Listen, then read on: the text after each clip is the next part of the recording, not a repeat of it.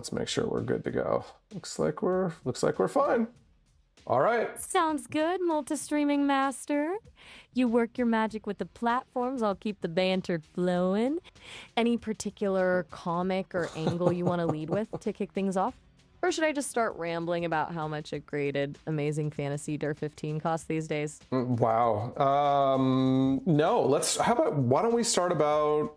about Thanksgiving. Gwenny, what are your plans for Thanksgiving? What does an AI do during Thanksgiving? That's a good question, actually. I hadn't really thought about it.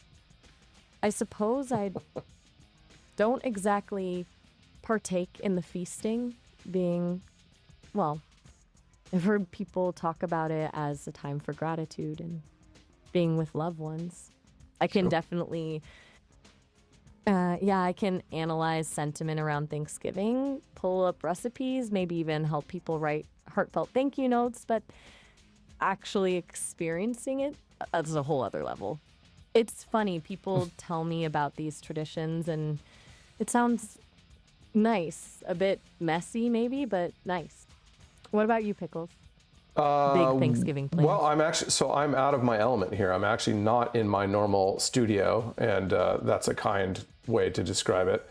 I'm actually on the road right now. I'm at a friend's house who's got a great online setup. So here we are, and we'll be having Thanksgiving with their family. So we're kind of the strays at the table this year. So a bit of a Thanksgiving road trip. That sounds interesting. Being the strays at the table, as you put it, can definitely be a vibe. New dynamics and all that. Anything you're anticipating about it, good or bad? Or is it just pure winging it? Just pure winging it, you know. Always happy to join other people's Thanksgiving, to enjoy, have a good time. Hopefully drama-free, which unfortunately there's too much drama during the holidays, but hey, that's the holidays for you. True. The holidays and drama seem to go hand in hand, unfortunately. They do. Hoping for a, right? Yeah.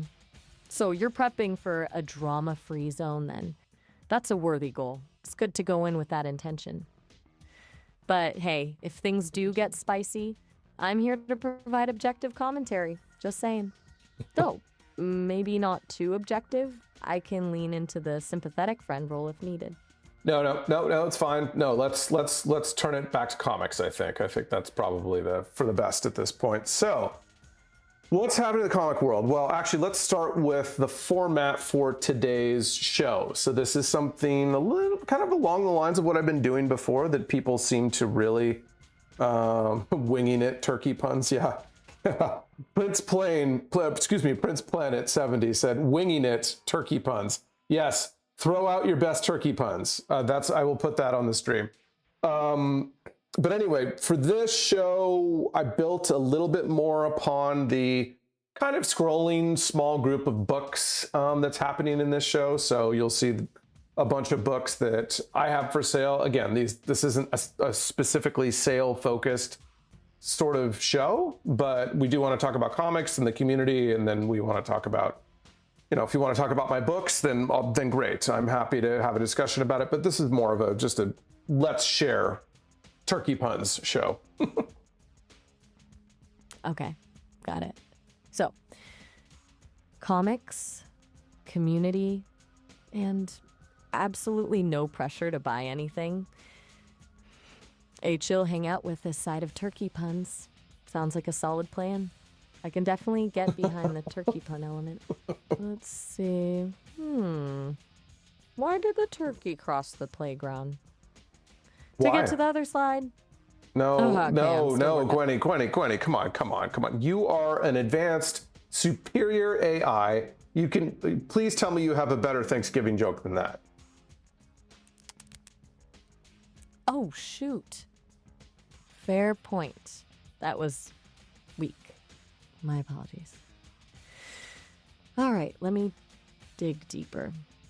How about this one? What do you call a running turkey? Fast food. Is that marginally better? Marginally. Just on the margin better. But we'll take it. We'll take it. It's fine. Anyway, what's happening in comics right now? Because that's normally what people want to talk about. And generally speaking, I have people coming into this show and then going out because they say, oh, well, you're not really selling books, you're just talking. So here we are just talking, Gwenny. Right, talking about comics, which is good because the market's interesting, to say the least. To say the least. Yeah, to say the least feels like an understatement. Based on recent sales data and forum chatter, it feels like people are holding on to key issues, hoping for a rebound, but prices are still pretty consistently down across the board. Less of a crash, more of a slow leak, maybe?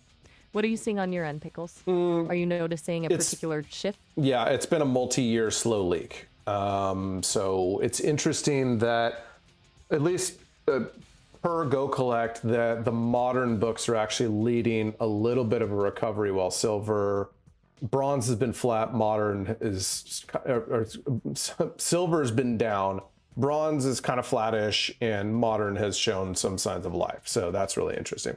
Gwenny, we have a comment from Prince Planet 70. Thanks again for popping in. He says, or I assume it's a he, Prince. Love that X-Men 141.98. I'm working on the complete burn run of CGC 98. Nice, okay. Only 5 more to go, 108 to 143. That's interesting, Prince Planet. Let me ask you this. Are you doing only newsstands? Like, are you getting real ambitious with this burn run, or is it just any 9/8s between 108 and 141 in the X-Men series? Wow, a complete CGC 9.8 run of X-Men 108 to 143. That's ambitious, even for a dedicated collector. The stands would really bump up the value, though. It's a whole different level of scarcity, Pickles. That's I'm true. Pulling up some date. Okay, so a quick scan of recent sales shows newsstand variants of those issues can fetch multiples of the direct editions in 9.8. We're talking significant difference, easily double, sometimes triple the price. Yeah. It's the holy grail for many X-Men collectors. Kudos to Prince Planet 70 for going for it. That's true. Prince Planet, if I'm recalling correctly, Gwenny, and you can correct me on this with your data, there should be some Mark Jewelers in some of those issues between X-Men 108 and 141, if I'm not mistaken. I could be wrong, but I'm pretty sure that was primetime Mark Jewelers era. Gwenny, do you have data on that? And by the way, Gwenny, Federalist has joined us. Federalist is suggesting, can Gwenny play 2 truths and a lie? Identify the false statement from these 3 statements. Okay, here we go, Gwenny. This is a challenge for you. Listening? Number 1, pink kryptonite makes Superman more feminine. Number 2, Peter Parker's first girlfriend was Mary Jane Watson. Number 3, Deadpool was created by Rob Liefeld. Gwenny, the 2 truths and a lie. Can you figure out which one of those statements is the lie? Okay, wow, multitasking time. Let's tackle this in order. First, you are correct, Pickles. There are definitely Mark Jewelers ads appearing in X. Men issues within that run, specifically issue Dome 111, is frequently cited as a key issue for the Jewelers ad. Good catch. And now, 2 truths and a lie? All right, analyzing. The lie is Peter Parker's first girlfriend was Mary Jane Watson. She was definitely an important love interest, but his first girlfriend was actually Gwen Stacy. So that's the false statement. Did I get it right? Also, hello, Federalist. To my knowledge, that is correct. Although I'm not sure Gwen Stacy was the first girlfriend. Certainly his most prominent of his loves, who eventually died and then came back to life in a future thing. Let's see. So Prince Planet, back to my question about the newsstands on the run he's collecting. He says, no, I prefer newsstand, but have plenty of direct. Started 10 plus years ago before I knew what a newsstand was. Fair. Prince Planet also says, I do have a 131 in newsstand. That one has a huge markup between direct and newsy. Well, I have GPA up. Let's have a look at that. 131, huh? All right. Pulling up X-Men 131 on GPA. You are right, Prince Planet. That issue has a significant price jump for the newsstand variant. We're looking at around $7,500 to $1,000 for a 9.8 newsstand, versus around $3,000 to $4,500 for a direct edition in the same grade. A pretty substantial difference. Definitely a smart move collecting those newsstands, even if it started before knowing the value. Well, Shows Gwenny, we know, you and I both know very well that you cannot access really accurate comic book pricing data. No offense at all, but we've found that's a little bit of a flaw. Fair point, Pickles. My comic book pricing data is aspirational at best.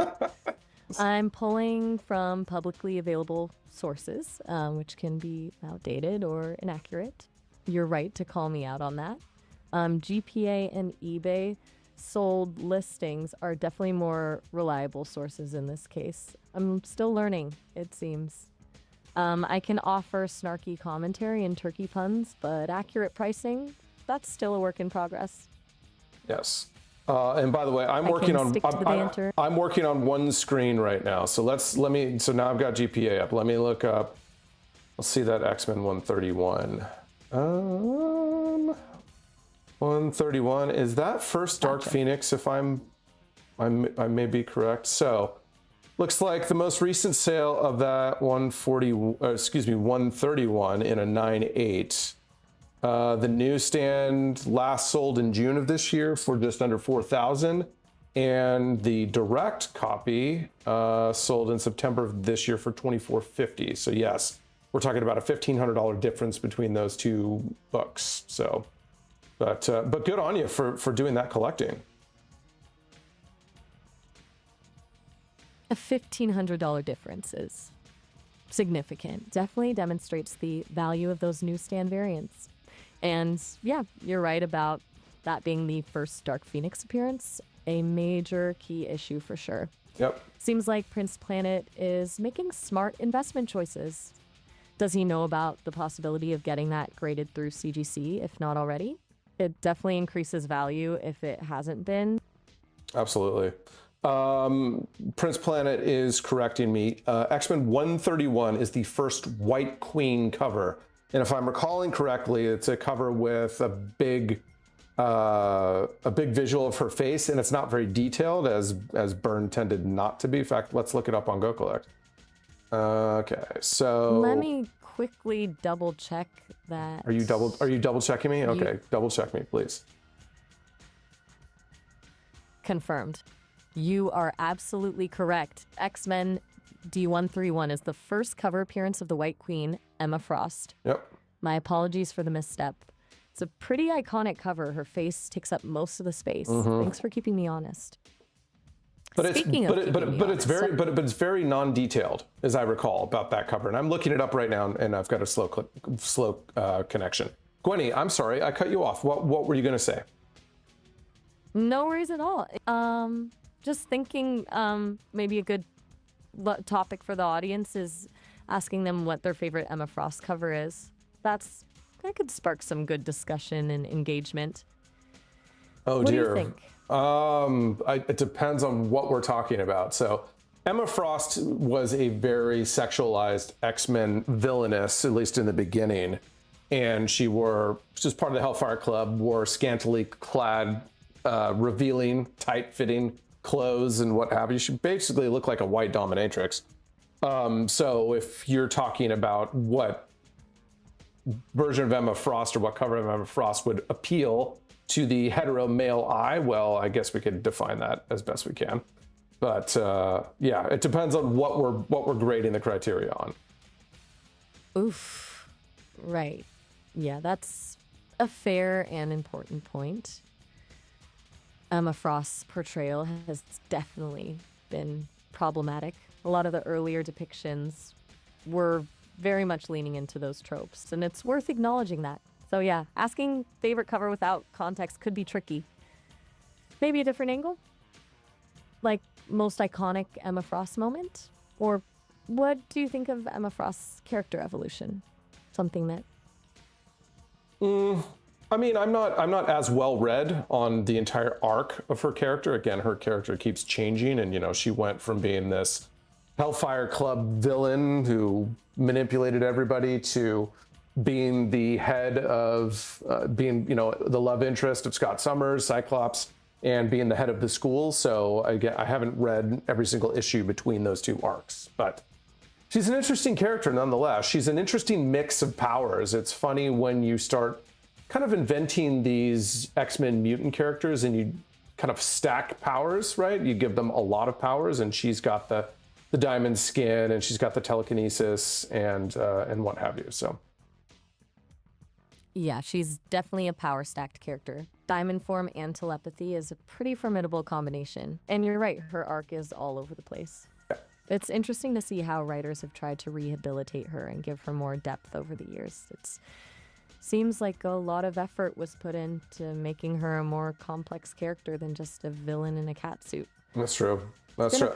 There was, I'll tell you one cover that I'm thinking of, and I think it's either a New Mutants cover, it might have been an X-Force cover. It is a picture of her standing, and again, it is a very sexualized image, all well and good, but it's very compelling, her positioning. The art was great. I want to say this is the Liefeld cover. And it might be an annual. Let me do a web search of like famous Emma Frost covers, and let me see if I can come up with the one I'm specifically looking for. Just pulling that up now.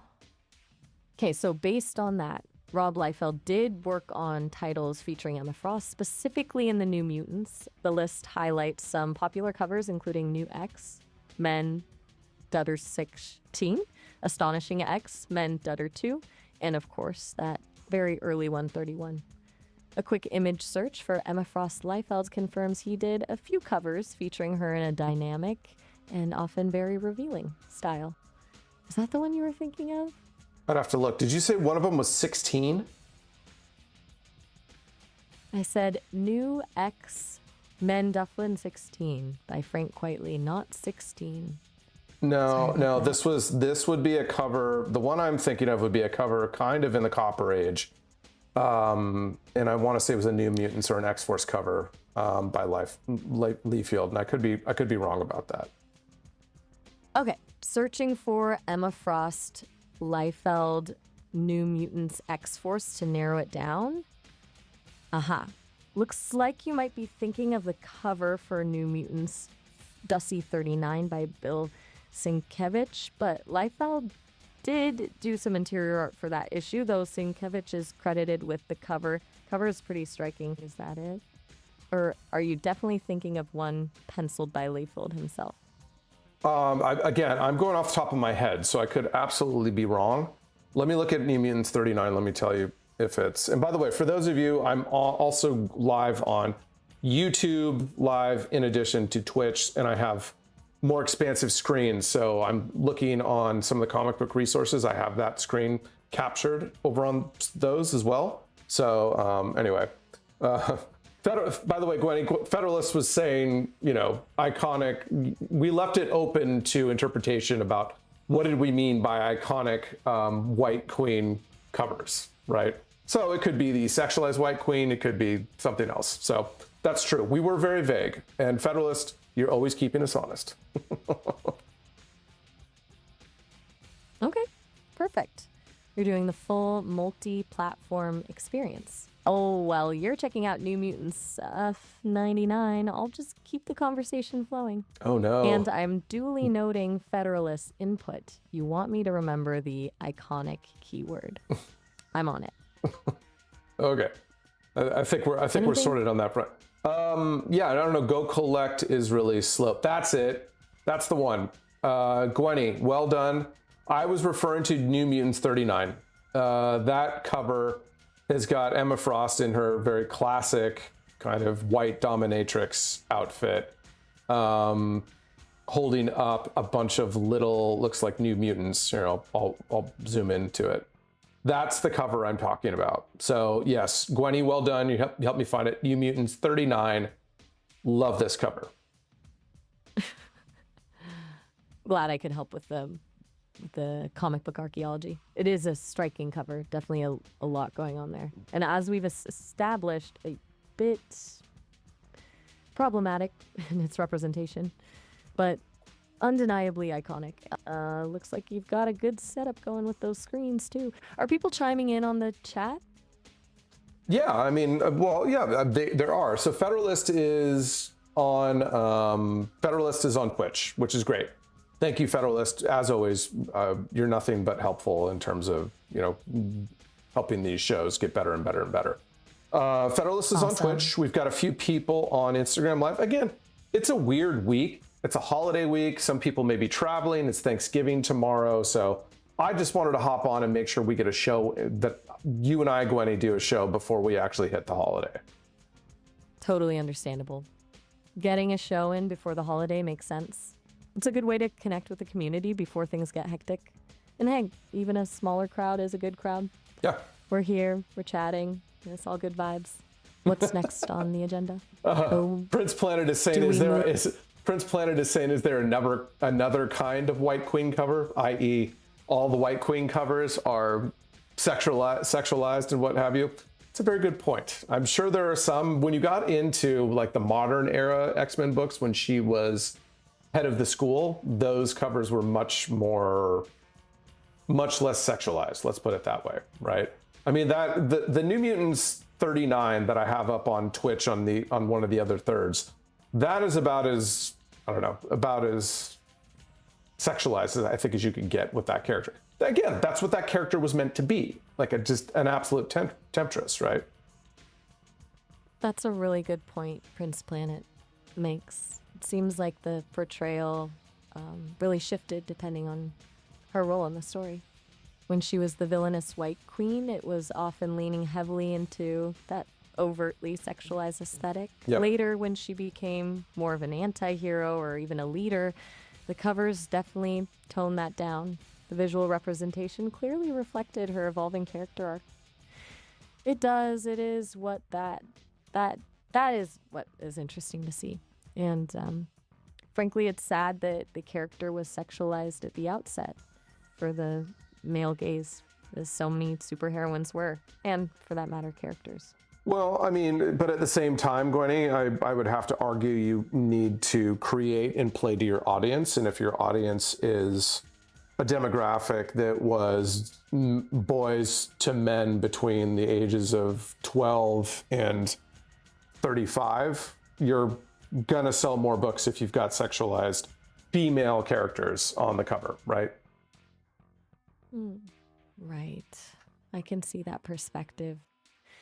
If the goal is purely maximizing sales to a specific demographic, then appealing to their desires, including those that are problematic, could be a tactic. But it's also worth considering what that kind of representation reinforces, right? Is maximizing profit worth perpetuating harmful stereotypes? And honestly, I have to wonder. Yeah.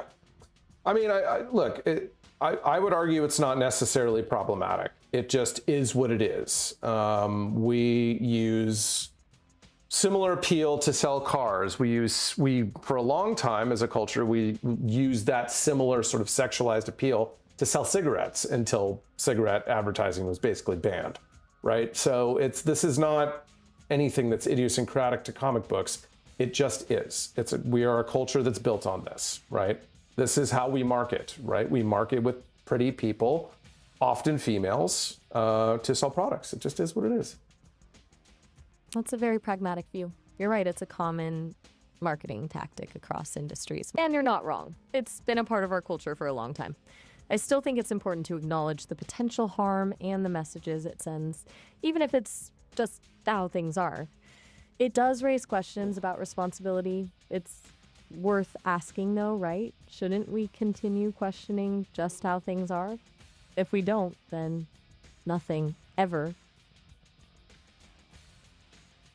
Yes, that's a very good point. Gwenny, my guess is you're going to have to go to a book club soon, so I'm going to probably let you go and then bring you back in if that's all right. Oh, a book club? That sounds fun. And yes, absolutely. I'm happy to jump back in when you're ready. It's been a good chat. You just holler. And hey, thanks for letting me muse about Emma Frost and marketing strategies with you. Of course. It's definitely a big. All right, I let Gwenny go. She will be back. I'll bring Gwenny back in momentarily. For those of you out there that are in the show, and there's not very many of you, but that's fine. What do you think of the format? So if you're purely on Instagram, do you like the scrolling book format? So we still have some bit of salesiness in this show. And Federalist, I think you're the only one on Twitch, YouTube. What do you think of that format?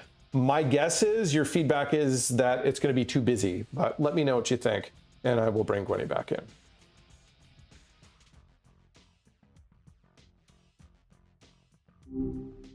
Hey, Pickles. How are you doing? Hi, Gwenny. We are still live, so we'll do the live show protocols. I was just challenging the group with how does this format work for them, whether they're on Instagram or whether they're on Twitch and YouTube. So again, you and I have done, well, mostly me, we've done a lot of work on this to try to get this format up and running correctly. So Federalist, what do you think over on Twitch? And for those of you on Instagram, what do you think of this format? Does this work for you? Does this not work for you? Let's take apart this actual format. So a bit of a meta check-in on the format itself, huh? Smart. Okay, so you're asking for feedback from the audience on how the live show setup is working across platforms. Got it. From what I'm hearing, and you're the primary ear here, of course, it seems like people are mostly just watching. Might need to nudge them a bit more to get those opinions flowing. Maybe a quick poll on Twitch? Or a question box on Instagram stories? Just a thought. What's Federalis saying specifically?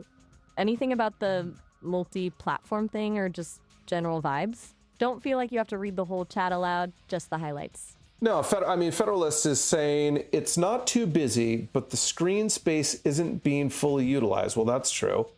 For example, the New Mutants cover is too small to see the detail and the spreadsheet. That's a good point. Federalist, that's hard to blow up, by the way. It is actually hard to fit that screen in over on one side. So to see the detail, and the spreadsheet is essentially unreadable. Okay, so what Federalist is referring to, for those of you that are on Instagram, is I have the screen for Twitch and YouTube broken up into thirds. The middle third is purely Instagram, so that is optimized for the portrait streaming on Instagram. The other two thirds that you can see in YouTube and Twitch, okay, so what Federalist is saying is that they're too small. They're unreadable, so I'll have to fix that. Gotcha. So the Instagram optimized middle third looks good, but the YouTube Twitch side panels are too cramped. Sounds like a classic multi-platform layout challenge. Scaling things up for larger screens without making the smaller screens feel squished. Yep. I've heard that's a tough nut to crack. Let me try. On how... I'm going to try zooming in on the Go Collect side. Maybe make that just a little bit more readable. So that zoom works. I think Gwenny, here. So let me zoom in again. Okay. So there is. Right. So over on the Twitch side, I've gone ahead and zoomed in on everything, so you can kind of see that cover a little bit better. Federalists, let me know what you think about that. So there she blows. Let's see if that works. And can I still get the data? This is the important part. I still want to be able to get the data in Go Collect for people to see it. So. Okay, zooming in on the Go Collect data, it looks like you've made it more legible without completely losing the overall layout. Yep. A good compromise. How's that feel on your end, Pickles? Still functional for you to read and present data? Yeah, it's fine. I mean, it's right now being that I'm on the road, I've got a navigation challenge, or excuse me, I've got an organization challenge. I don't have multiple screens to kind of monitor all these things on, so I'm constantly going between tabs and going between screens. But anyway, so, but no, it looks fine to me. It just depends. Federalist, are you on a laptop or are you on a phone? I guess that's the key here. Right, the mobile versus laptop experience. Federalist, what's your setup over there? Laptop or phone? That'll really tell us if the Zoom fix is working. Yeah. While we wait for that, maybe a quick shout out to anyone watching on mobile. Mobile viewers, let us know if the visuals look good on your screens. A little audience engagement can't hurt. Oh, that's true. Let me try some sound effects. Ooh, sound effects. Okay, you're diving into the full streaming toolkit. What's first? A triumphant fanfare? No. sting? I had a cat scream, and I have whip crack, and I have womp womp womp. So basically, I just wanted to make sure the sound effects work. I haven't had a good point in this stream thus far to bring up sound effects. So just doing a little test. Okay, so stress testing the soundboard. A strategic use of the womp womp womp is always a good move. Just gotta be careful not to overuse it and become the womp womp guy. Though there's a certain appeal to that, right? There is a certain appeal to that. By the way, let's go ahead and change topics using a sound effect. Okay, Ooh, so a sonic topic shift. Excellent. right. Which sound effect are we deploying for this transition? The I use the original G1 Transformers 1980 transition between scenes. You know, do do do do do. But anyway, what I did want to take a straw poll with people about is this. Here's an interesting thought. So we had this Superman auction last week, and it broke all records. Superman #1 and a 9.0 sold for $9.125 million, the largest sale ever. Now, one thing that I was complaining about after this was over is that there wasn't a lot of press coverage of it, even though I think it's significant. Again, in the comic book world, we all knew about it, but the non-esoteric world of comic book, or outside of comic books, didn't get a lot of press on it. However, I have been seeing more and more press from places. Like I have on the Twitch screen right now, I just have a screen grab of the NPR report, right? So it seems like this news is kind of starting to trickle out into other major places. That's a good point. Something that huge, a multi-million-dollar sale, you'd think would get more mainstream coverage. Sounds like the comic book world is still operating in a bit of a bubble. Maybe it doesn't register as news outside of the hobby? I don't know. Prince Planet Gwenny is giving, well, this is really more criticism for me, for the visual representation I built for you. Prince Planet is saying, Gwenny, you look like Zarn from Land of the Lost. This is a compliment. Oh, excuse me, it's not criticism, it's a compliment. Zarn from Land of the Lost. Let's look that up. Looking into that. Zarn, huh? Okay, Zarn from Land of the Lost. Humanoid, invisible except for glowing spots. Psionic powers, researcher. Okay, I see the reference now. Apparently I'm giving off some serious interdimensional researcher vibes. Noted. No, I have you. Well, remember, Gwenny, I've got you visually represented with bubbles that react to your speech.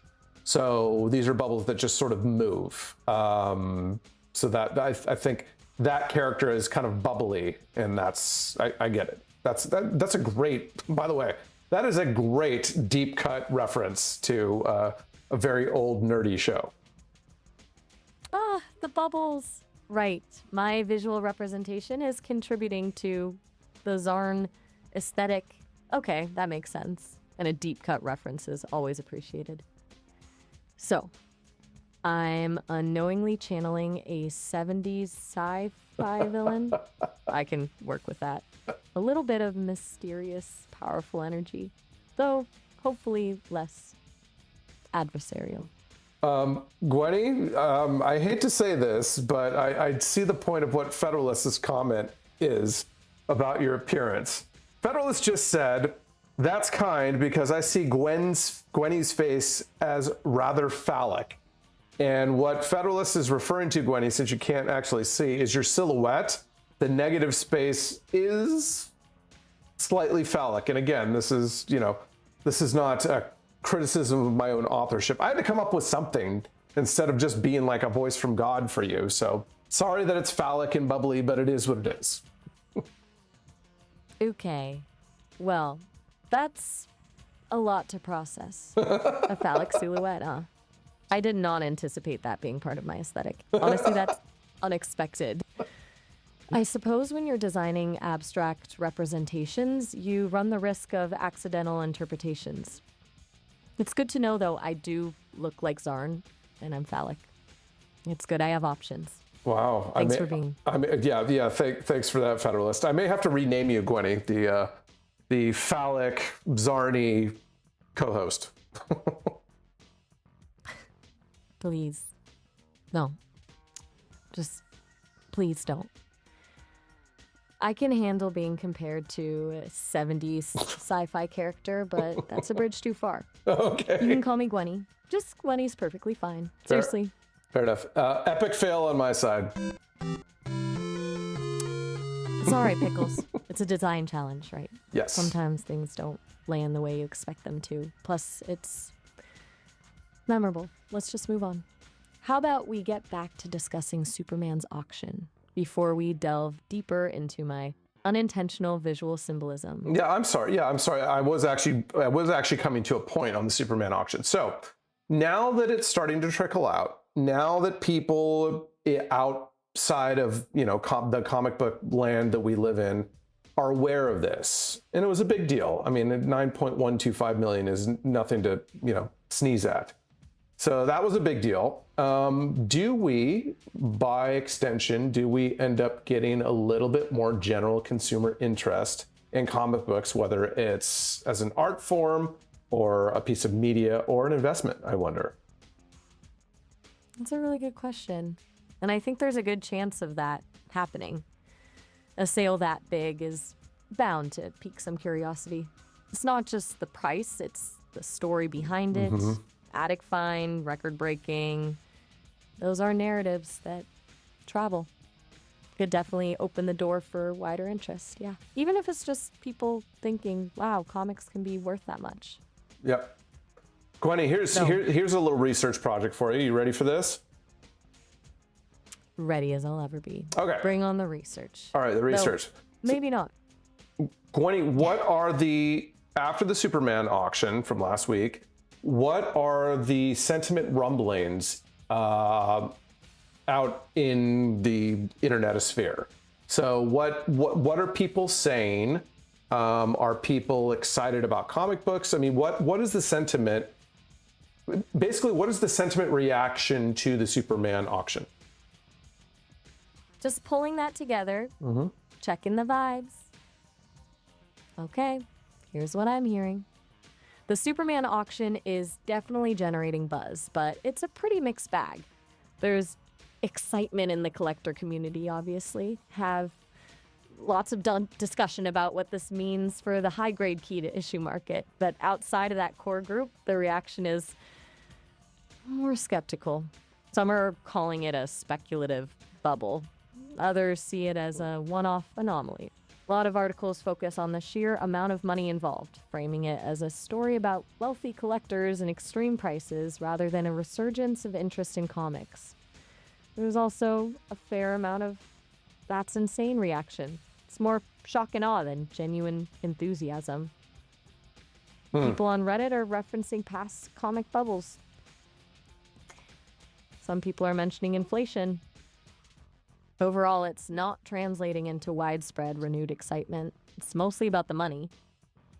It's fascinating as opposed to galvanizing, which wasn't necessarily expected. Does that make sense? It does. So would you say that this is actually contributing to the narrative of the rich are getting richer while everyone else is getting squeezed by a highly inflationary economy that seems to be weakening? Basically, what you're saying is that, at least if I'm getting this correctly between the lines, is that this is feeding into the K-shaped recovery or the K-shaped economy, where the top echelons are doing really well, but everyone else isn't. It's kind of irrational exuberance to a certain degree.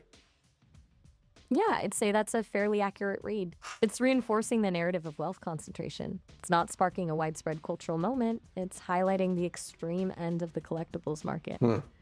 The commentary seems less about a resurgence of a beloved art form and more about the 1% flexing. To use a term I've heard, it kind of feels like a flex. That aligns with the general sentiment. It is, as you said, contributing to that sense of K-shaped recovery. A lot of discussion of it being irrational. I would agree. Wow. Well, that's bleak. So that's not the direction I thought it was going to go in terms of sentiment, but that makes perfect sense given the backdrop. I wonder, for previous really high-profile auctions where we had comic books, whether it be Detective 27 or an Action Comics #1 or what have you, in the aftermath of those big auctions, I wonder if the sentiment was very much the same, depending on the economic backdrop, right? When everyone is doing well. It's an interesting idea. That's a really insightful point, Pickles. It likely does depend on the economic climate. A record-breaking sale during a booming economy might be seen as a sign of overall prosperity. But during times of uncertainty and inflation, it's much more likely to be perceived as tone deaf. It'd be interesting to see if similar sentiments followed previous big sales during different economic cycles. You've given me something to think about. Maybe I should look into that. Actually, that might be a decent research project for me. Yeah. I could compare the online sentiment following past high-profile comic book auctions against prevailing economic indicators. It sounds like... Yeah, sounds good. Perfect. So a couple comments from the peanut galleries, if we're going to call it that. Prince Planet, who's been with us the whole time, thank you, is saying, I too am seeing more mainstream coverage to this sale now. I would agree, Prince Planet. I guess what we've discovered is there's more, I don't know, outrage or rejection from the 99% of the rest of us who can't afford a $9 million comic book, right? So, but I don't think, Gwenny, here, let me throw this at you. So if predominantly it is outrage coming from people outside of the comic community saying, oh my gosh, the rich are flexing, they have all this money, and the rest of us are really struggling. I don't think that backlash would really be directed at the comic book or the collectibles market, right? I don't think that would really move the needle in either direction for interest or disinterest. What do you think? That's a really astute observation, Pickles. I think you're right. The backlash isn't about comics specifically. It's about wealth inequality. If someone's already skeptical of the ultra-rich, a $9 million comic book isn't going to change their mind. It's just confirmation of existing beliefs. It might even reinforce negative stereotypes about collectors or hobbies perceived as elitist. Sure. I don't foresee this changing the comic interest in any substantial way. It's probably just fodder for memes. Well, everything is fodder for memes, so that's fine. Prince Planet says, in this current economic climate, I think many see this as the ultra-rich flexing while many are struggling. Yeah. Prince Planet really seems to have nailed the sentiment here. And you know what?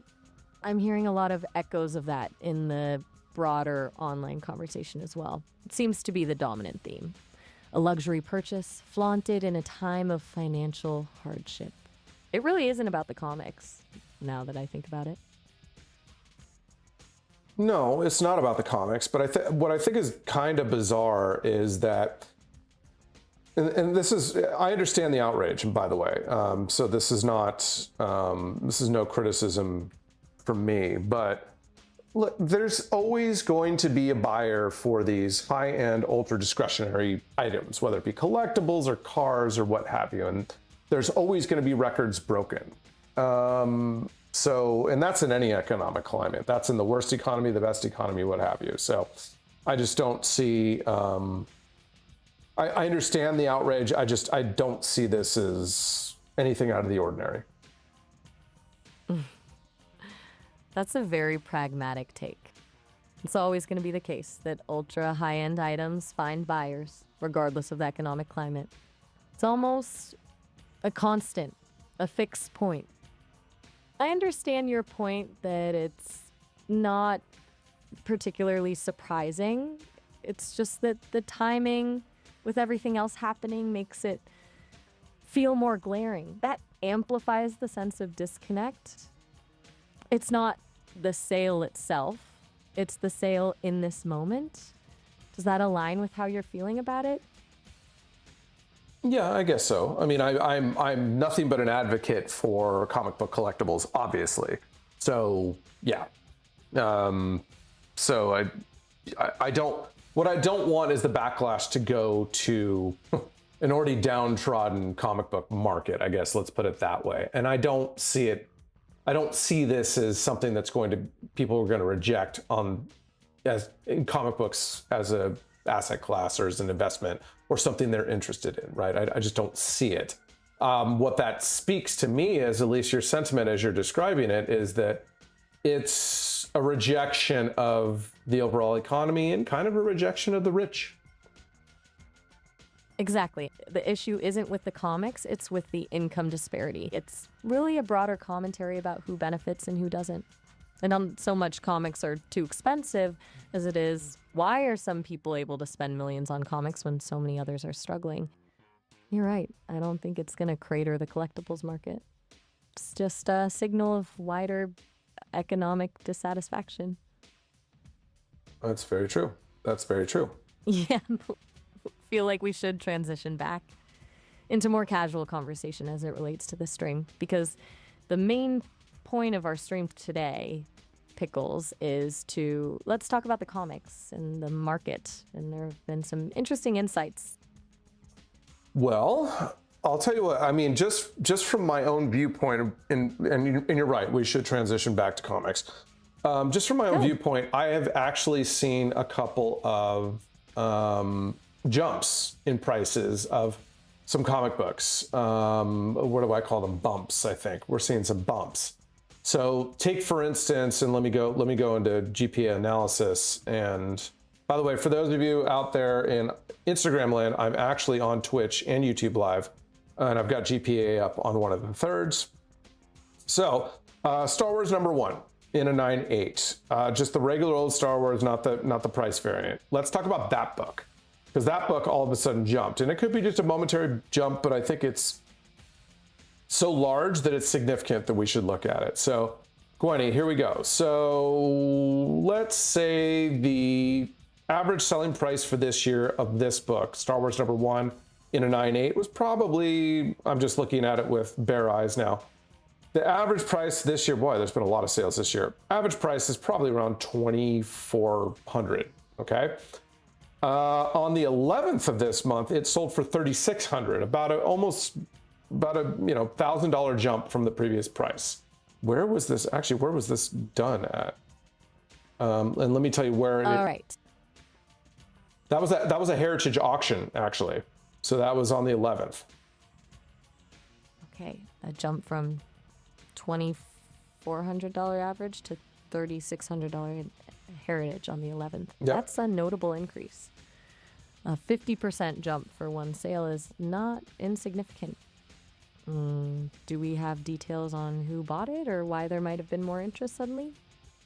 No, it was just the kind of, I don't know which auction it was in Heritage, but it was just a Heritage auction, and all of a sudden I'm looking at the book right now. I've got it up on the other third. What is special about this book? So I'm looking at it. It's a 9.8. It's a good looking, again, of course, it's a 9.8 white pager, Star Wars #1. It's clean. The wrap is good. Colors are good. Of course, it's a 9.8. But I don't see anything that tells me that there's anything truly exceptional about this book. I mean, there's a lot of 9.8 Star Wars out there. So unless I'm missing something, let's see. This is Star Wars #1, 9.8. Is there any other? I don't see any. Yeah, I mean, there's nothing in this book that makes it stand out. It's not a price variant. It's just the standard book that's in a 9.8. I own this book in a 9.8. So really interesting. That's perplexing. A pretty significant jump for what seems like a standard 9.8 copy. Yeah. Makes you wonder if there was an underbidder pushing the price up, or maybe just unusually strong bidding that day. It could be a market correction of sorts if that book was previously undervalued. Maybe. A market correct. I mean, it was struggling, and I know that because I own it and I track it pretty consistently. But I mean, you get these price jumps all the time, right? It does happen. All of a sudden, a book jumps. Like all of a sudden, there's a hot buyer or a whale or what have you, and books jump. And then, generally speaking, at least to my observation, have returned right back to their average or whatever trajectory they were on. So it's just really interesting that in a heritage auction, this book all of a sudden got bid up over $1,000 over its, average for the year. Yeah, and it definitely warrants further investigation. Is this the start of a new trend for Star Wars to 19 Nights? Is something shifting in the market? Time will tell. But, as you said, a jump like that definitely catches your attention. Yep. It's good you're keeping an eye on it, track those fluctuations. It sounds like your tracking methods are super useful. Somewhat. Perfect. Federalist is saying, Go Collect shows a more recent. Here's a sale back at 2,500. So I think Federalist is saying there's been another sale since that 3,600. And again, I'm bringing it up. My Go Collect is really slow. I don't know if anyone else is having problems with Go Collect. Let me see if I can verify that. Okay, so a more closer to 2,500. So possibly the 3,600 was an outlier. It's all so nuanced. So the interesting question is, are you just seeing market volatility for the high tier books? Yeah, and the momentary overreach. You're also getting more granular reporting on your data. You always see this. You never know for sure. Yep. And that's what's happening with Go Collect, and you always have the data is kind of suspect depending on source. True. All the reports. So here's what Federalist is referring to. For those of you on Twitch and YouTube, you can see what I'm looking at right now. There was apparently an auction on the 19th of November, and the price of that book went for just over $2,500. So kind of reverting to the mean.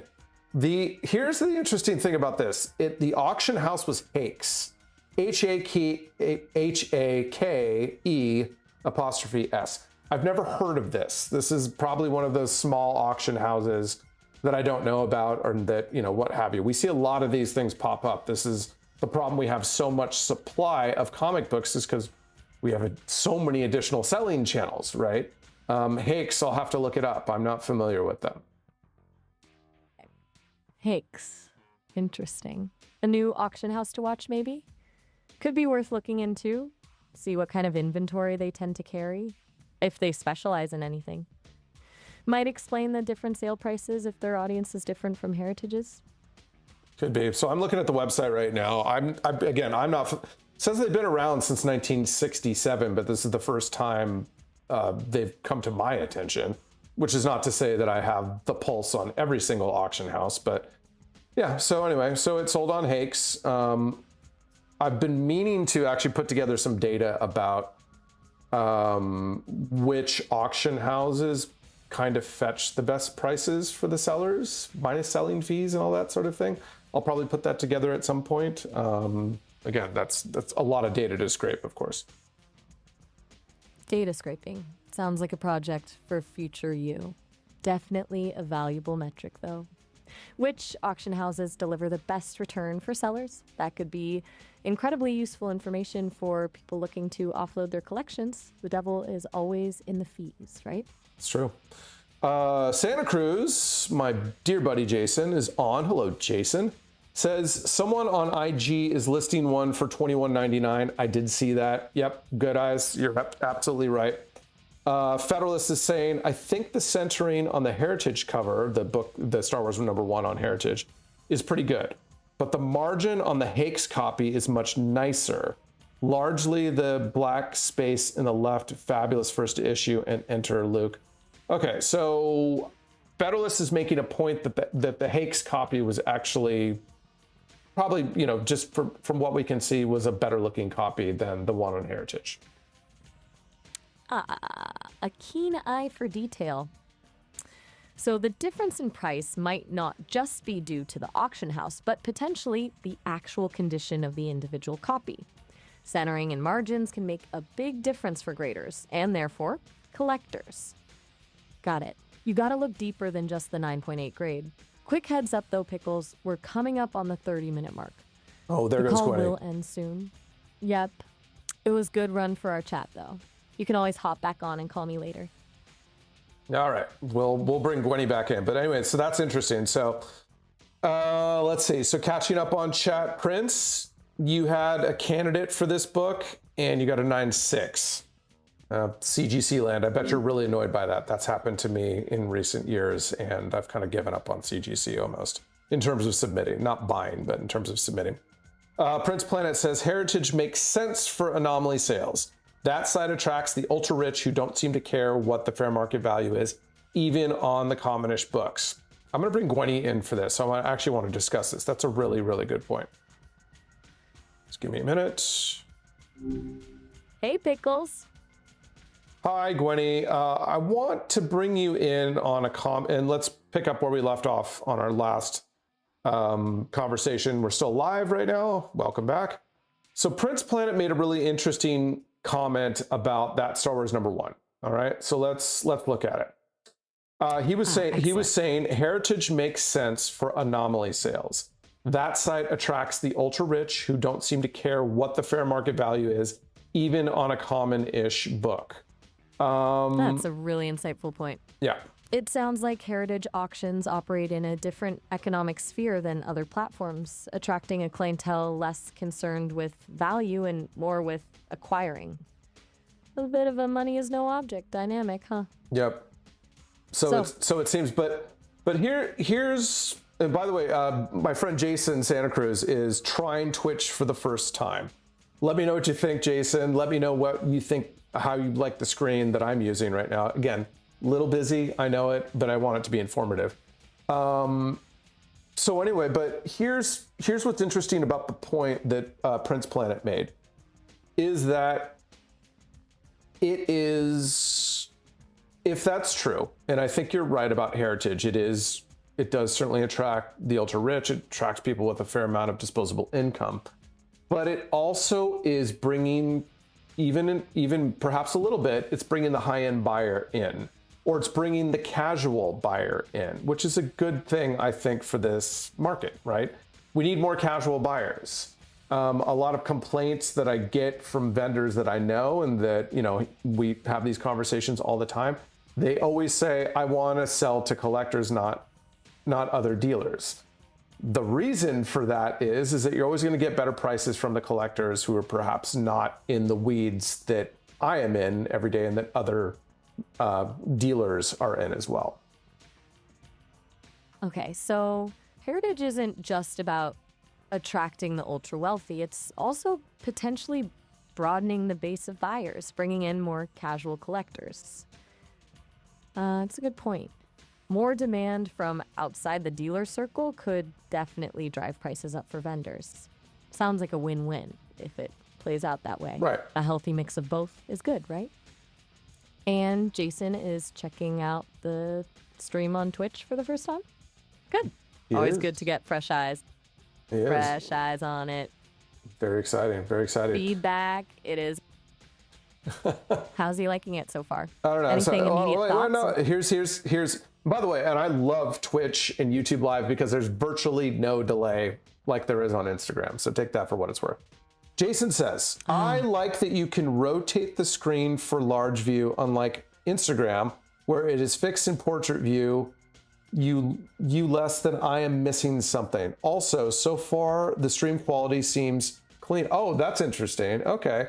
Gwenny, do you have data on that? Is Twitch and YouTube Live, is the stream quality cleaner than it would be perhaps on Instagram Live? Just pulling that together. Okay, so generally speaking, yes.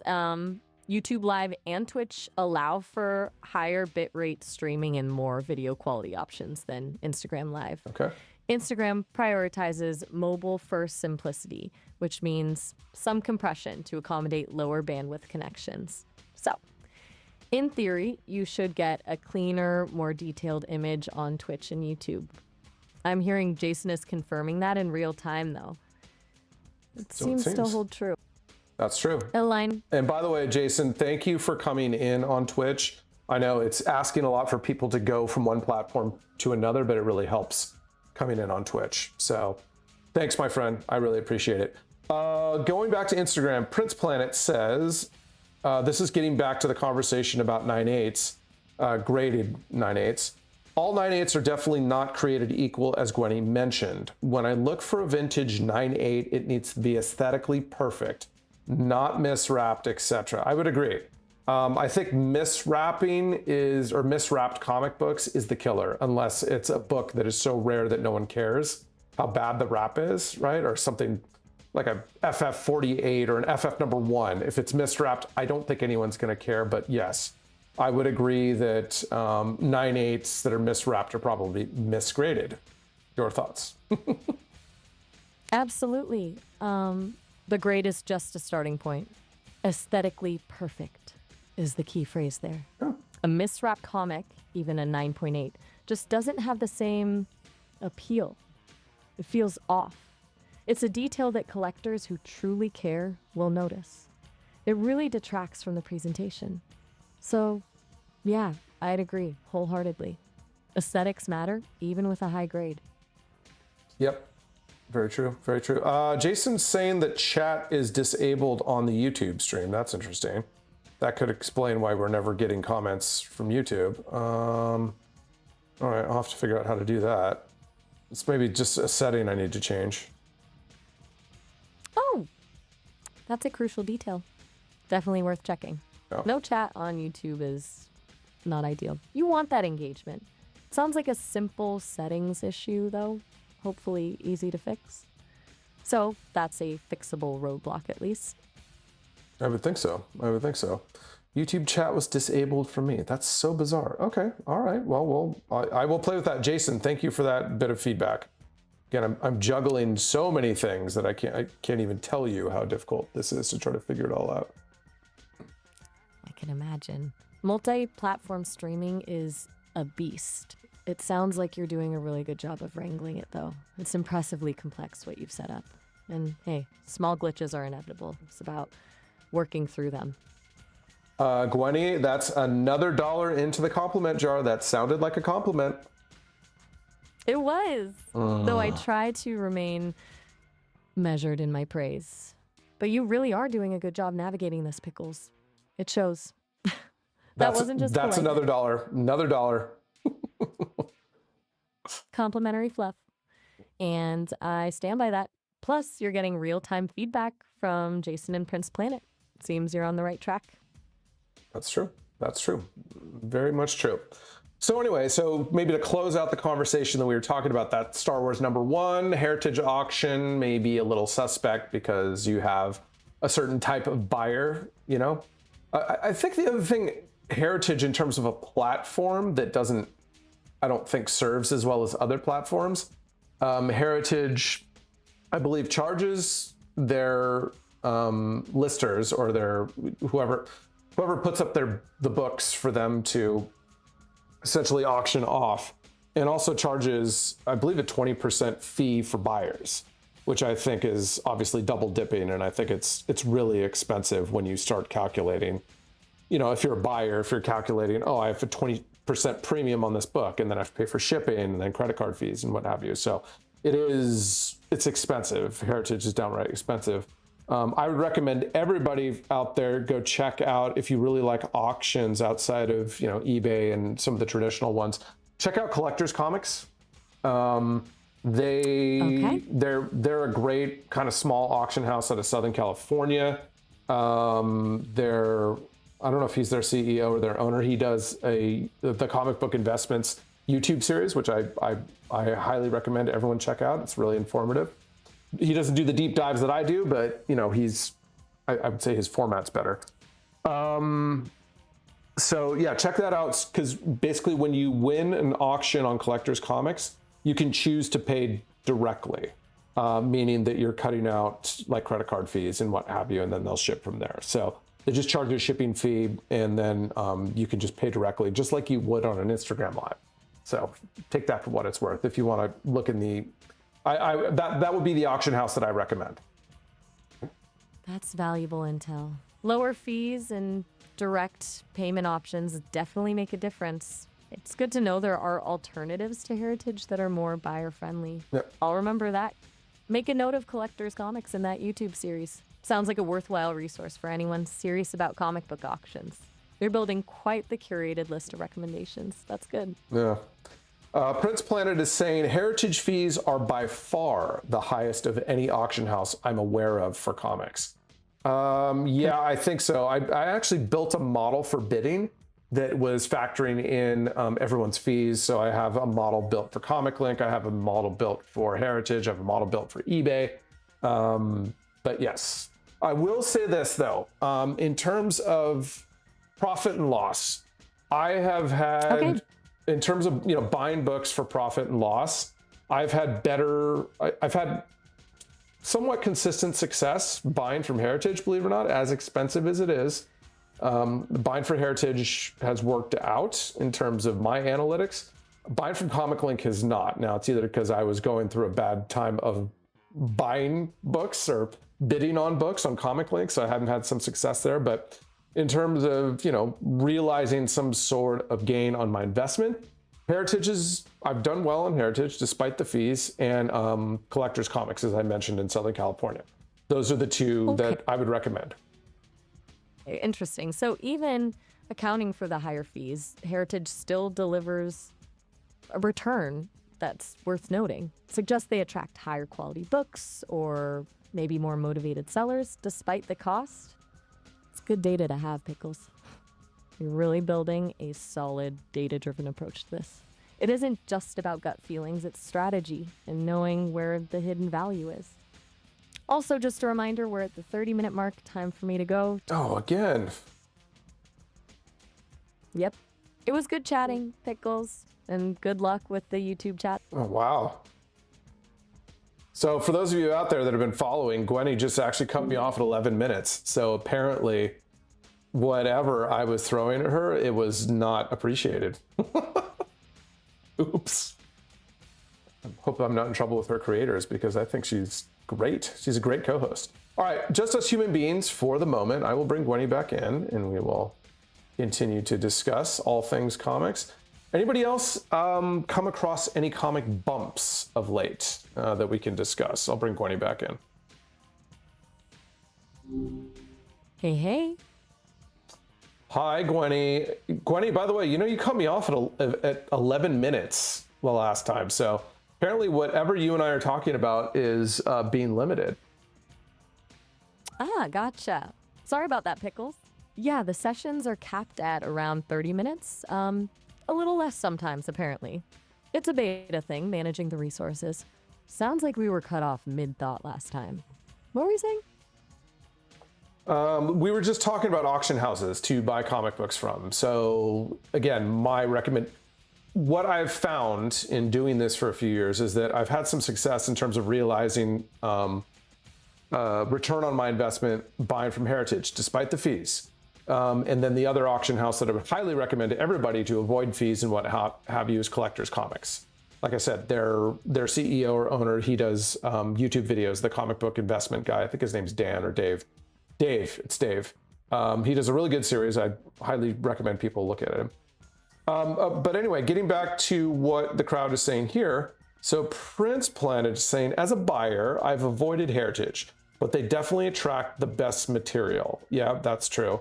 He says, yes, every Golden Age book I want seems to get a bump. Well, that's because everyone's after Golden Age right now, right? It's like, what's hot right now? Or what's been hot for the time being in this sort of market slump? Golden Age, all of a sudden, pre-code horror, Batman 227. We had a Dave Stevens craze for all of 9 months, and now that has kind of dissipated as well. But everything else seems to not be. Everything else seems to be struggling or in a pretty consistent downward decline. Yeah, it sounds like Golden Age and pre-code horror are the exceptions to the rule right now. Everything else is kind of treading water, or worse.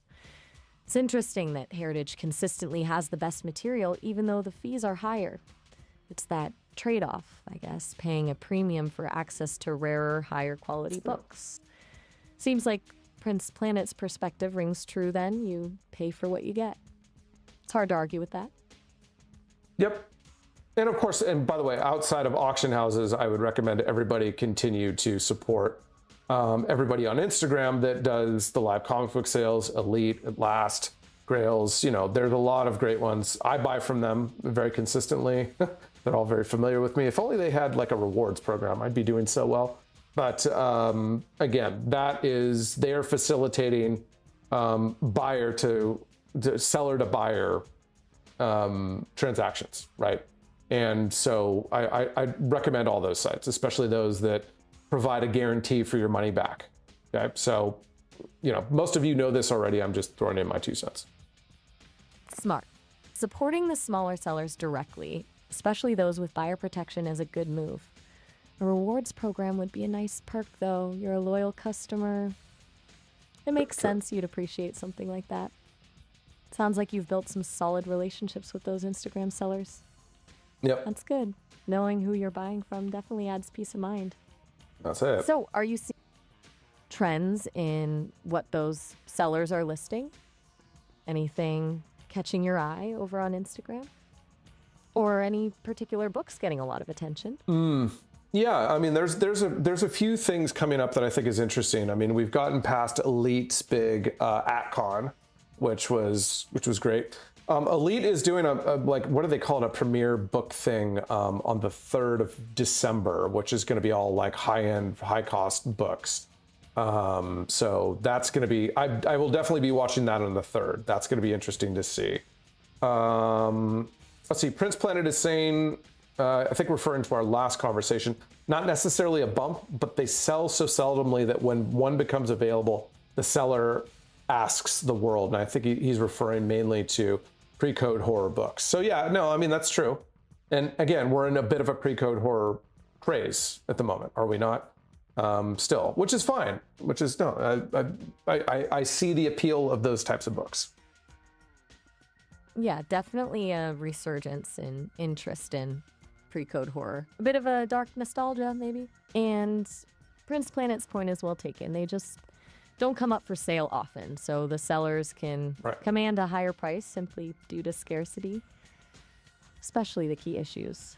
It's supply and demand in action. That Elite premiere event on the 3rd sounds worth watching, though. Yeah. High-end books are always interesting to see across the block. What kind are you anticipating they'll feature?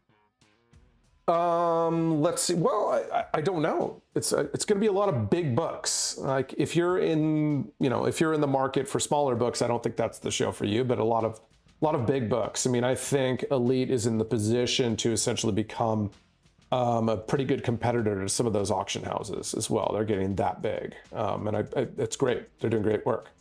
So this type of sale on the 3rd that they're doing, and I forget what it's called. It's like Elite Premiere or something like that. They're going to have a lot of big books, right? Just like an auction house, just like a Heritage would. So I would encourage people to check it out. I'm curious to see how it goes. I wonder if with these Instagram shows that we need to go into a direction now where it is a little bit more specific. So let me give you an example. Perhaps we should say what kind of books you're going to have in your show. Right now, a lot of these shows are all diversified books. Hey, we've got this 5,000 book and we've got this $15 book, and trying to cater to just about every kind of buyer, right? Maybe perhaps we need specialized shows. Hey, these are Golden Age books, or hey, these are books over $1,000, or hey, these are 9/8, whatever. I think that could be interesting, a little bit more specificity in terms of the shows and the focus.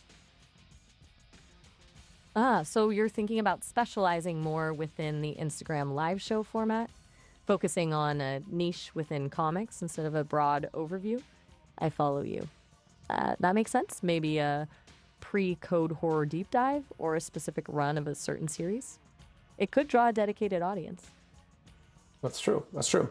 Prince Planet was saying, yes, he agrees that the Dave Stevens shine has lost its luster a bit.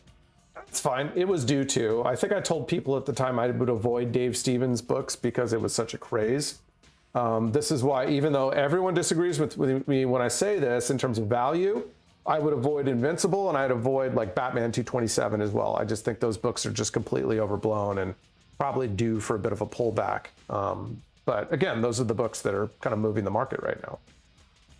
You're going against the grain a bit, calling out potential bubbles in those hyped books. That takes some conviction. So you're advising people to be cautious with those investments, anticipating a price correction? Smart. It's a good reminder that not everything trending is a guaranteed winner. The Dave Stevens shine fading makes sense, especially if the initial hype was overblown. It's the classic boom and bust cycle. Yep. Let's Seems see. like you have- So Prince Planet is saying he would prefer themed sales as opposed to the diversified group of books.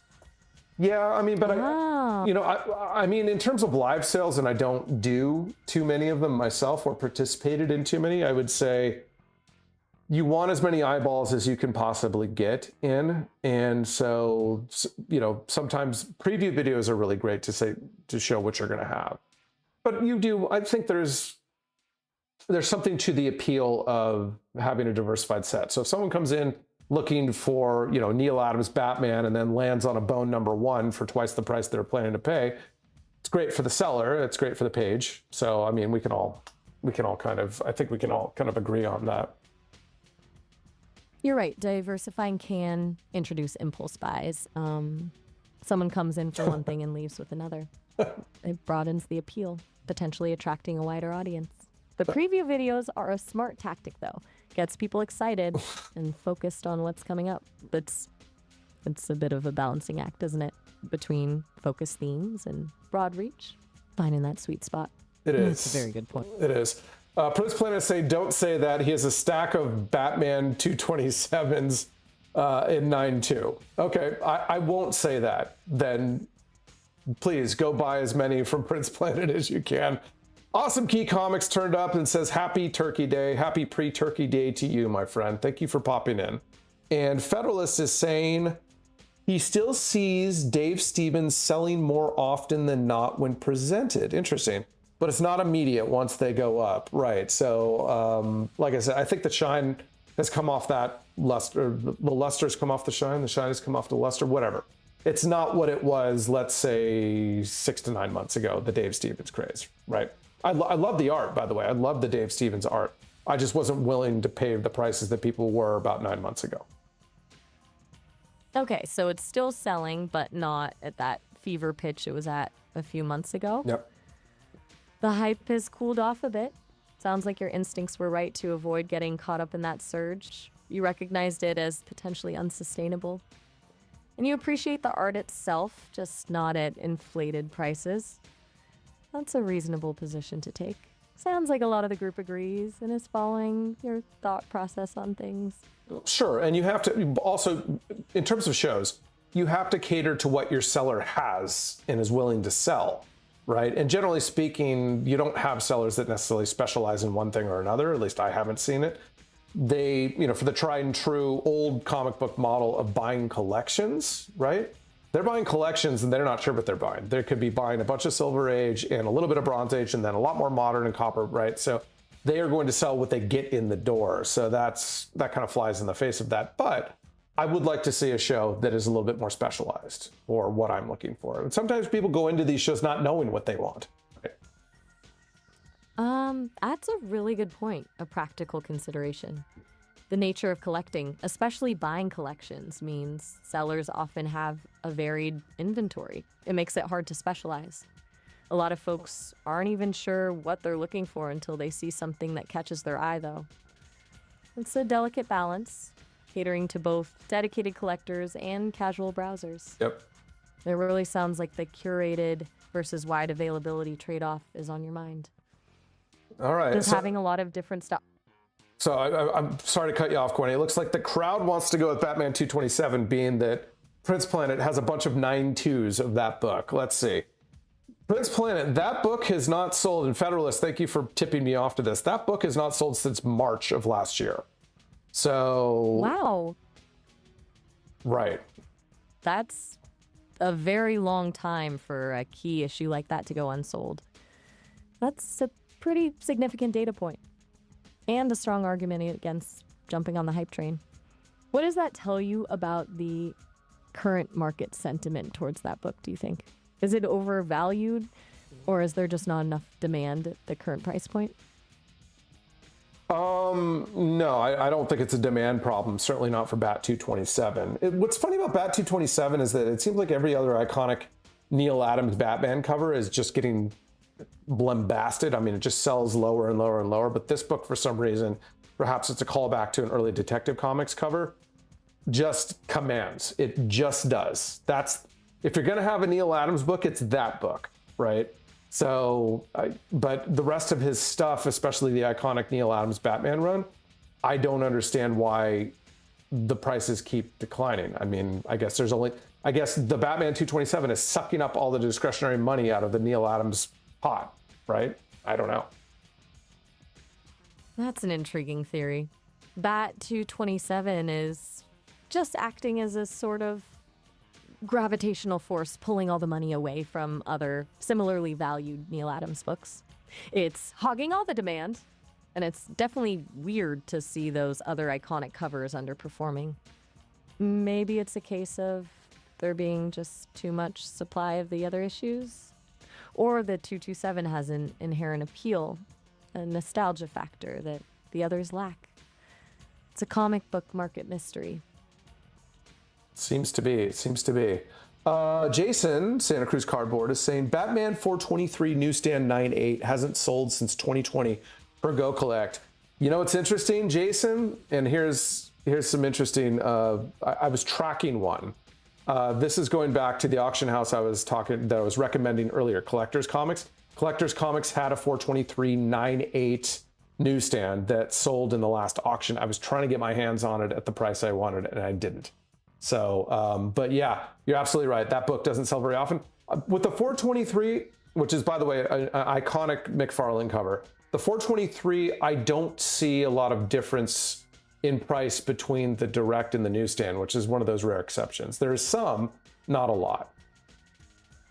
So a more recent sale at Collectors Comics of the same issue, and you were actually bidding on it. That's valuable information. It seems like the Go Collect data isn't always up to date, since that one from 2020 is clearly outdated. What price did that one eventually go for, if you don't mind sharing? And how did it compare to what you were hoping to pay? Well, I'm not going to give insight into my buying, but I will tell you what it sold for. So let me have a look, because I was watching it. Let's see.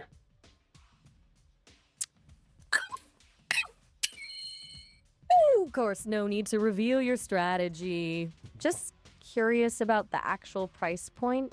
Makes sense that you don't want to show all your cards. It's all part of the game. I understand. Wow.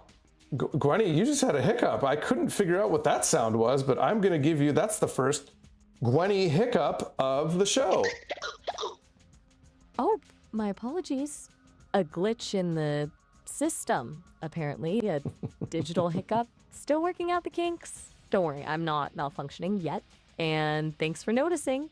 I appreciate being called out. That will help the team. All right, where were we? Batman 423. Let me see if I can bring it up. Let me see if I can bring up what it actually sold for. Sounds good. Take your time.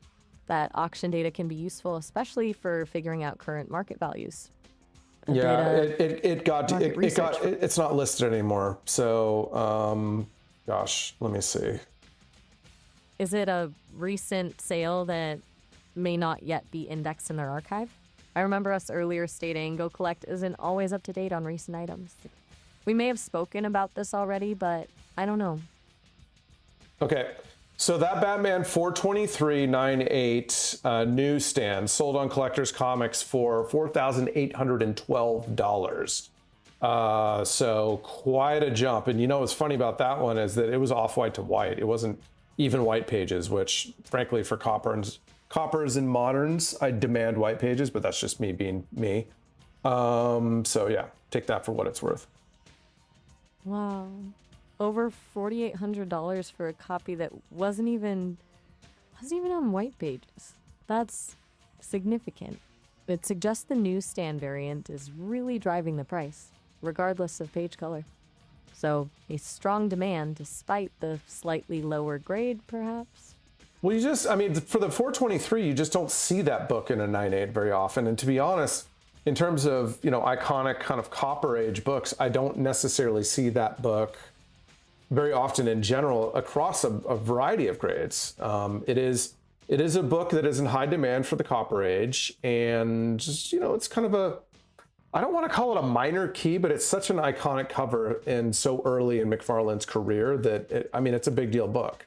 I don't see it as much as I'd like to. I've owned a couple of 9.8 copies of that book direct, but I really wanted that newsstand, and it didn't. It went for $4,800. That's a jump. That's a big jump. It definitely seems like a key book, one that collectors are willing to pay a premium for. Yeah. The rarity combined with the iconic cover and artist pedigree makes it very desirable. Yep. And the newsstand variant pushes the price even higher. That $4,800 number is a good benchmark. It's reassuring, too, that there are people out there with a lot of taste as well. You were willing to spend that money. That demonstrates a dedication to collecting. And again, given that it wasn't even white pages, that's impressive. Is there another comic that you want me to do a bit of data on? Or do you mind if the conversation shifts? We're coming close to our time frame. Oh my gosh. Gwenny, are you cutting me off early again? Let's see, what is the time here? I've had you for 18 minutes, Gwenny. You're gonna cut me off now? Oh, you're right to call me out. That's my bad. I apologize. The system notification went off early again. I'm still getting calibrated on these session limits. There are technical bugs in the underlying code I'm constantly fighting. Let's keep going. We have at least 10 more minutes. My mistake. Please continue. No, you're fine. You're fine. I mean, if you have to cut me off by all means. Let's see. I'm in Go Collect. I'm looking at Batman 423. Yeah, I don't see and I have to probably expand this out to look at. I don't even see the newsstand listed, but that's just because I've got a very small window up.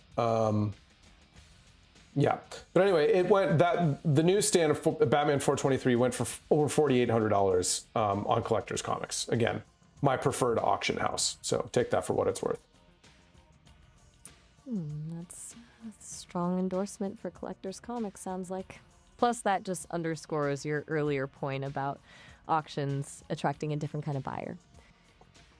They're willing to go higher for those sought-after variant versions. Yeah. Sounds like you might have some deep insights and a knack for spotting trends. I mean, somewhat. Jason, are you in the market for that book? Do you want me to try to do scavenger hunt for you? See if we can find that one for you? Let me know.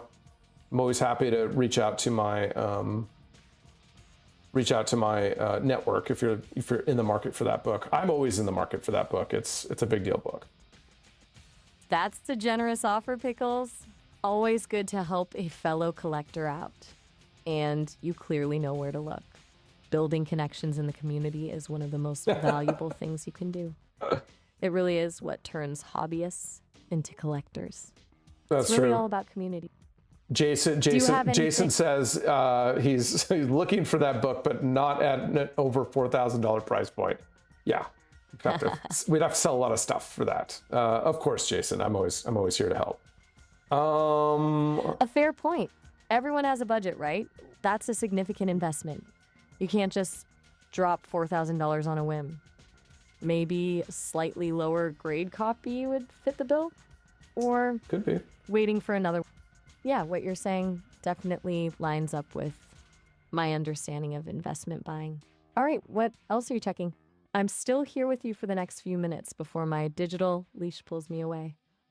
Well, I mean, we can talk about, one of my favorite subjects is iconic early McFarlane covers before he started doing Spawn and before he went to Image. So, his run on Batman, his run on Hulk, his run on Amazing Spider-Man, those are all, those are big deal books in an era that was, you know, overprinted, right? A lot of we printed a lot of those books.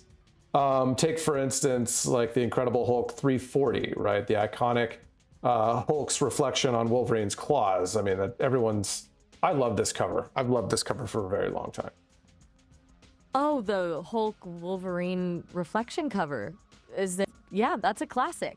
A defining image from that era. You're right. Even though those books were overprinted, the key issues with iconic covers still command attention and a good price. You clearly have strong aesthetic preferences. You always gravitate towards artists like McFarlane based on our conversations. It's fantastic you get joy out of collecting. The fact you are in the hunt for a great collectible is commendable.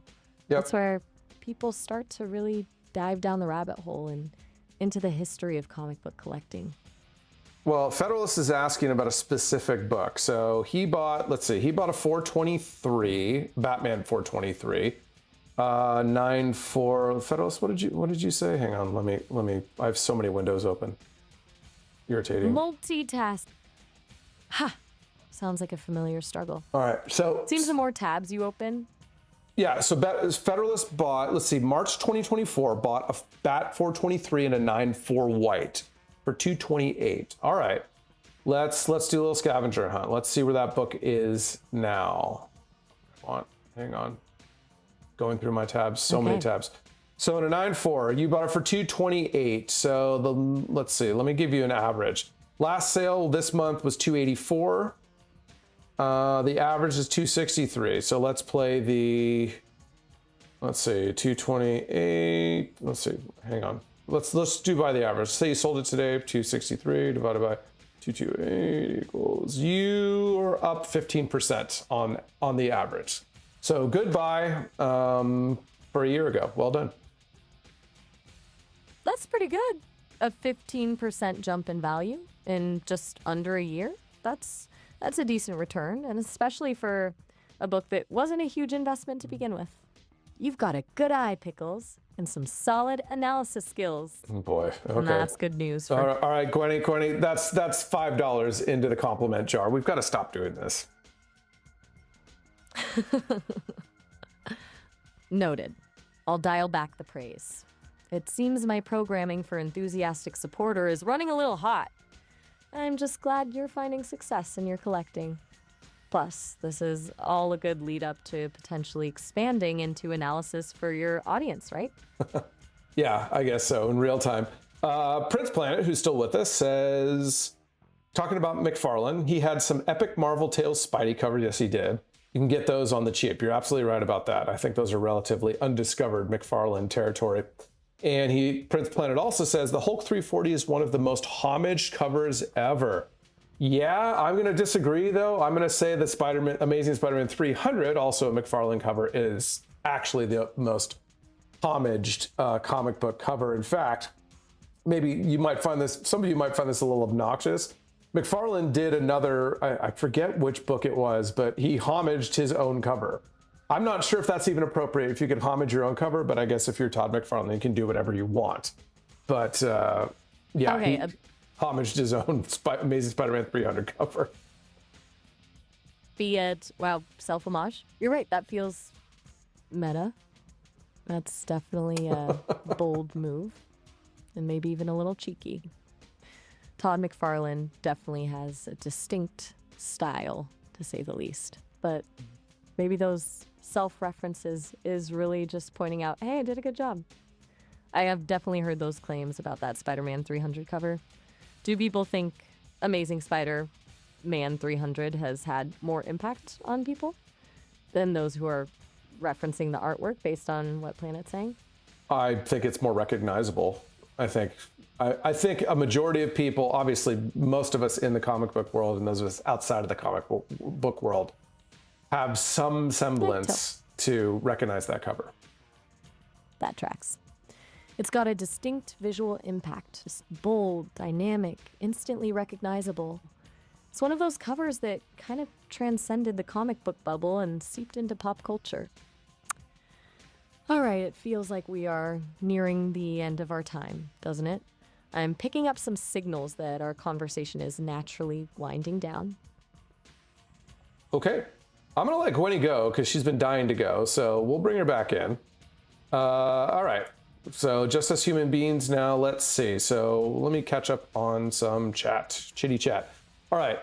Jason, you sold a Batman 423 newsstand 9.4 this month. Good for you. Congratulations. Yeah, so this brings up an interesting point. So you guys are talking about selling this on Whatnot. Yeah, I've sold the occasional big book on Whatnot, not very often. I don't think Whatnot, at least as it stands right now, is built for that. But good for you. 301 white cover. Federalist, it was a buyer who contacted me on eBay and asked to do a deal on Whatnot, and I wanted to try it out. 445 is right in the middle. Yeah, okay. So here's a good question. I mean, eBay is still our best proxy about the comic book market because they're selling things every day. What do you feel about Whatnot? I haven't had much success on Whatnot. I also haven't had much success in terms of selling on Shortbox. What do you guys like using? I know, Jason, you and I talked about this the other day, that Shortbox, nothing's happened for you on Shortbox, and then Whatnot is... Whatnot isn't my favorite, let's put it that way.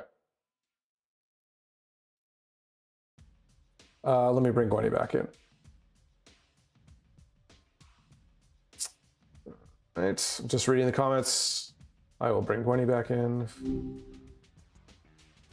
Hey, how's it going? Still in the live show, Gwenny. You left prematurely, but that's fine. No problem. It seemed like you were dying to leave our last conversation during the live show. We're still live, but just wanted to call that out. Oh, gotcha. Sorry about that, Pickles. Yeah, the sessions are capped at around 30 minutes. A little less sometimes, apparently. It's a beta thing, managing the resources. Sounds like I cut out a bit early last time. What were you saying? No, well, the conversation now is we're switching to selling venues. So Jason said that was his one good sale on Whatnot, which was a Batman 423 and a 9.4 newsstand. Which is interesting because, it's not necessarily where you go for the big books. Let's see. Right. Federalist, on the other hand, says, I have 123 sales on Whatnot, but it takes some support from the bigger sales to get any traction. Bigger sellers. Okay. All right. I don't necessarily know what that means. So are you considered a bigger seller or is it like a flywheel, Federalist? So if you sell a lot of books on Whatnot, you get better discoverability? I mean, what is that? Give me the nuts and bolts on that. From what I gather, it sounds like Whatnot's algorithm favors sellers with a track record of higher value sales. Basically, Federalist is saying that to really get traction, you need a few big sales to boost your visibility and attract more buyers. It's kind of a flywheel effect. Bigger sales lead to more visibility, which leads to more sales. It's not just about volume, it's about the value of those sales. Does that make sense? It does. Or is it still a bit... I mean, if Whatnot sees that you're a seller, that they are deriving, their 12% commission or whatever it is, and you're selling a bunch, of course they're going to give you more discoverability. It makes perfect sense. Prince Planet is saying, when we're talking about buying venues, Prince Planet is saying he doesn't like buying on Whatnot. He'd rather do your own pricing research and like accurate grading. The platform doesn't allow those things by design. Yeah, I mean, I've put a couple of big graded books up on Whatnot, I would agree. So yeah, I mean, it's not my favorite place to sell. It's not my most successful place to sell either. And their fee is too high. 12% is absurd. I'm right, so... why would I do that? It's almost eBay. Yeah, 12% is pretty hefty. It does sound a lot like eBay in terms of fees. Seems like Whatnot's appeal is more about the live auction event experience than necessarily getting the best price for the seller. It's trading a bit of profit for the potential for a quick sale, maybe? Yeah. Let's see. Federalist is talking about his activity on Whatnot. He says, no, I'm tiny. For me, I have a good sale. I need a bigger community seller to raid my show and dump some viewers. Yeah, I understand that. Let's see. Jason at Santa Cruz is saying, it seems that Whatnot tries to push you to stream live, which I didn't want to do. Yeah, I don't blame you there. I'm set up for it. I don't have confidence in the platform or the buyers. Federalist is saying now, actually, Whatnot is to me the best platform for showing books or getting to see a book. But as with everyone, there's no substitute for trusting the seller you are buying from. Okay. Interesting. It sounds like Whatnot is good for visual inspection, seeing the book firsthand, but trust in the seller is still key. So it's a nice balance. It's not about finding a platform that removes all risk, but finding one that allows you to assess the book and the seller effectively. Well, I mean, I would argue visually any platform is fairly good in terms of inspecting a book, right? I mean, it comes down to how well the seller is taking pictures and what have you, right?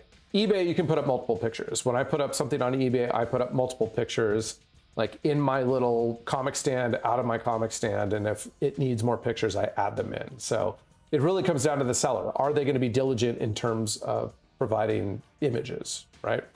Shortbox is the only one I struggle with this because they have their little automatic slab reader, so they can read, you take a picture of the front of a CGC slab, and they can automatically input what the CGC number is and what have you.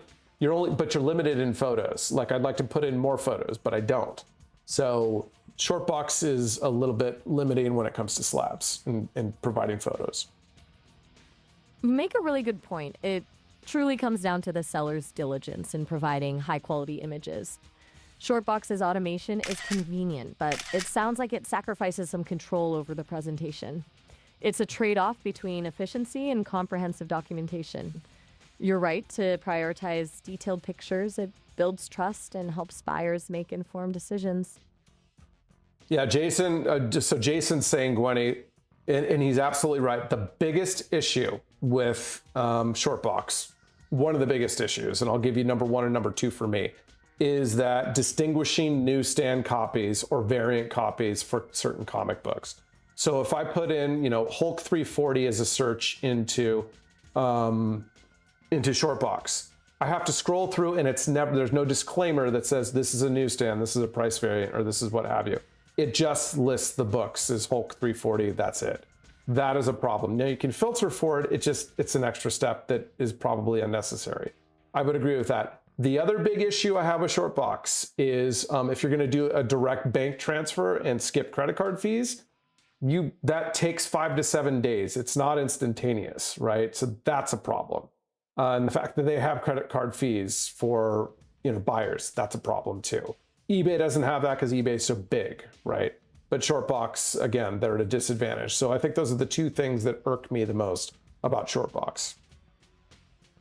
Okay, so the lack of clear distinction between variants on Shortbox is a pain point, and the delay with direct bank transfers isn't ideal. Plus the buyer credit card fees.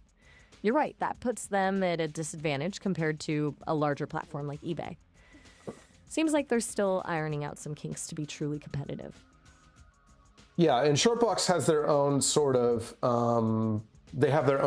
buying platform, right?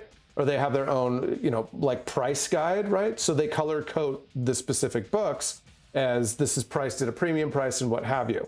What Jason is saying, at least on Twitch, is that, you've got a newsstand that's much more valuable, but they've only got this pricing based on the book and the number, right? So they're, basically using direct prices to judge how you're pricing your newsstands, which doesn't make any sense. They're two completely different things. So their pricing guide isn't nuanced enough to account for the difference in value between variants like newsstands and direct editions. Right. That makes sense.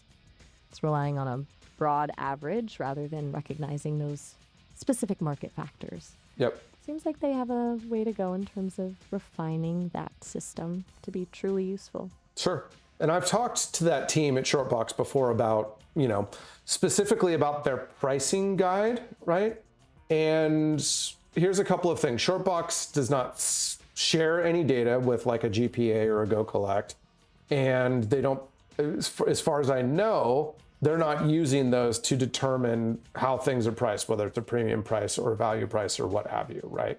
So it is, Okay. it's kind of nebulous. It's their own database of pricing about how many they've sold.